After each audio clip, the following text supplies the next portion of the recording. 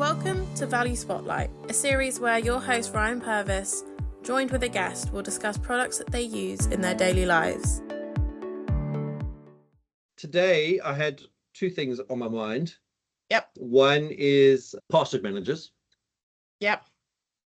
Yeah, I've had a few conversations with people this week where they're not using any way of officially sharing passwords. It's all been open text transfers on a Discord channel or a Teams channel, whatever it is. So I wanted to talk about Bitwarden, which is what we use.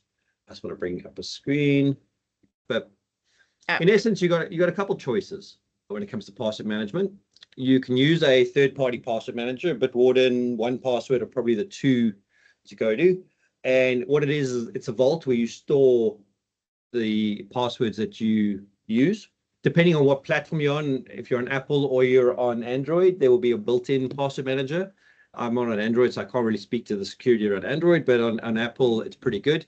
And I'm seeing Apple become more and more prevalent. Not prevalent. Well, they're expanding their footprint to the point that you actually probably don't need a password manager if you use the Apple products. But I still like to have a third party, and Bitwarden is pretty robust. I used to use LastPass, but that they weren't doing the right thing, so we've moved away from them. So you can have folders, you can have vaults, you can share these with people, you can give emergency access. That's important. If you die or incapacitated, you need people to have access to your passwords. It's very important. And this should go in conjunction with multi-factor authentication. So having and not SMS multi-factor authentication, the actual app with a code. And then what's quite useful about this is you remember 1Password, which is your master password. When you sign up to a new service, if you're not using a Google login or a Facebook login or one of those guys, a sort of OAuth thing, it'll generate the password for you at a certain strength. So you're not reusing the same password everywhere. It's generated for you. And where this is going is passkeys.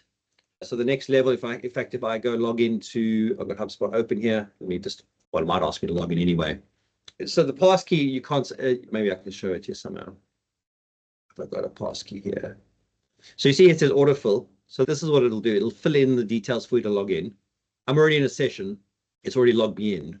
But the other thing is you have this is what they call a passkey. So instead of you having to remember the passcode, it's generated a relationship between the password manager and the site. And you're authenticating, basically confirming who you are using that relationship, which gets you in without having to remember passwords. So it's just a more secure way of using the system. So really a good thing to have. What I quite like about Bitwarden is they offer you a free family plan. I think it's up to 5 people, or I think it's about $25 a year. So it's not expensive. And you can self-host it or you can use their service. So yeah, so you can use the Apple products, etc. What I don't suggest people do is use their browsers. So when you use like Chrome or Edge or Brave or any of those, they'll all offer to save the passwords for you and they'll offer to save the credit cards for you and all that stuff.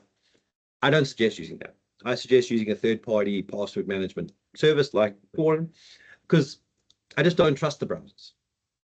And a lot of these browsers, especially something like Chrome, can be installed without needing admin permissions to install it. So someone can replace your browser with a fake browser that looks the same and have your passwords. So I don't suggest that. Other things that are useful with these password managers, you can store things like copies of your credit cards, copies of your passport, your ID, all that secure stuff. It's all encrypted. In fact, most of the time, it's a fractured encryption where half the encryption is on your device and the other half is in the cloud. And only if the two combined, it decrypts. So yeah, it's a good product. I did an interview yesterday with a guy, Jake, about auctions. And it was just something that I've been doing with Chatgpt because we're getting rid of a whole lot of clutter at the moment. So I've been using Chatgpt to write my sales pitches to put them on Facebook Marketplace.